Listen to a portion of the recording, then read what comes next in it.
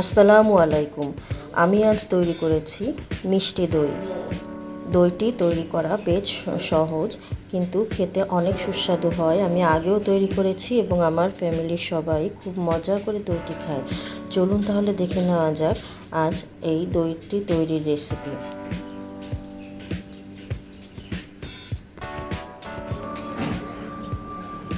দই বানানোর জন্য এখানে আমি 1 লিটার দুধ নিয়ে নিয়েছি। এখন এই দুধটাকে প্যাকেট কেটে হাঁড়িতে দিয়ে আমি জাল করে নিব এবং 1 লিটার দুধকে কিছুটা ঘন করে নেব। চুলায় একটি হাঁড়িতে আমি দুধটা ঢেলে নিয়েছি এবং এখন ঘন ঘন নেড়ে দুধটিকে জাল তুলে নিব এবং পরবর্তীতে কিছুটা কমিয়ে নিব, কিছুটা ঘন করে নেব। আমি দুধটাকে বেশ কমিয়ে এনেছি, আরও একটু জাল দিয়ে দুধটিকে আরও কমিয়ে ফেলতে হবে। এর ফাঁকে আমি আরেকটি চুলায় ক্যারামেল তৈরি করে নেব। এখন আমি এখানে আরেকটি হাঁড়িতে হাফ কাপ পানি দিয়ে দিব এবং 3 টেবিল চামচ পরিমাণ চিনি দিয়ে ক্যারামেল তৈরি করব। এখন আমি দিয়ে দিচ্ছি এতে 3 টেবিল চামচ পরিমাণ চিনি।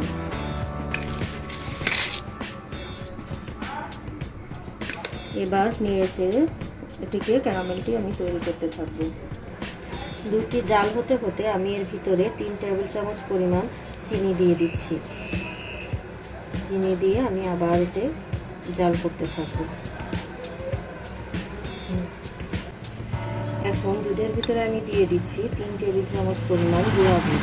গুঁড়া দুধ ভালোভাবে আমি দুধের ভিতরে মিশিয়ে নেব। দুধটি বেশ ঘন হয়ে গিয়েছে আর আমার ক্যারামেলটিও প্রস্তুত হয়ে গিয়েছে। এখন আমি ক্যারামেলটি দুধের সাথে মিশিয়ে নেব।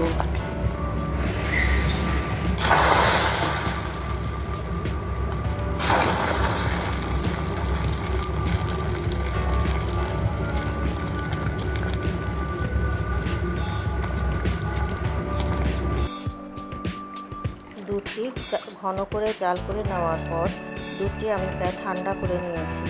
এখন এমন পরিমাণে গরম আছে যেটাতে আমি হাত দিয়ে রাখতে পারি। এই পর্যায়ে আমি এখন এতে দিয়ে দিচ্ছি হাফ কাপ পরিমাণ দই বীজ।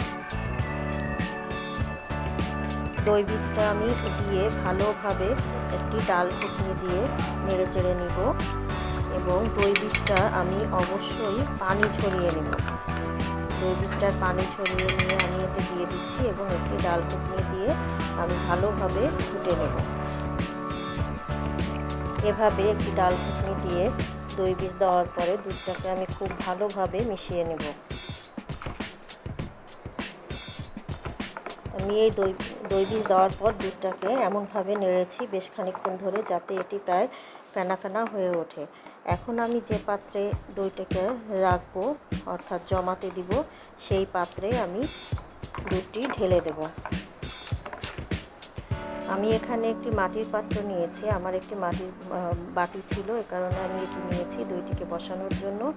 আমি যে দুধটি রেডি করেছি এখন আমি এটাতে সেই দুধটি ঢেলে দিচ্ছি।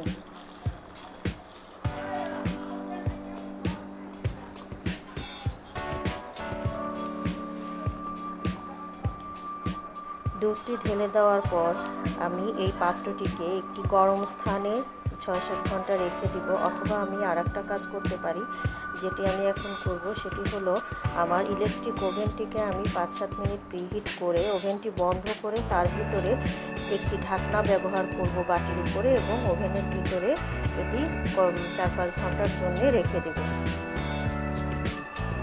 এভাবে একটি ঢাকনা ব্যবহার করে আমি বাটিটিকে এখন ওভেনে রেখে দিচ্ছি 5-7 ঘন্টার জন্য। 6-7 ঘন্টা আমি একটি গরম পরিবেশে দইটি রেখে দিয়েছিলাম এবং এখন আমি দইটি বের করেছি।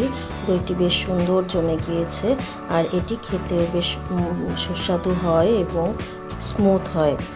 আমি একটু দই তুলে দেখিয়ে দিচ্ছি আমার দইটি কেমন হয়েছে। আমি খানিকটা দই তুলে নিচ্ছি।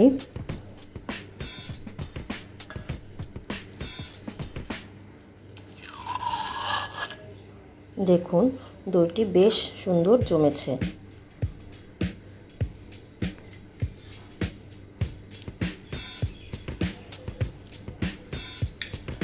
ভিডিওটি দেখার জন্য ধন্যবাদ সবাইকে।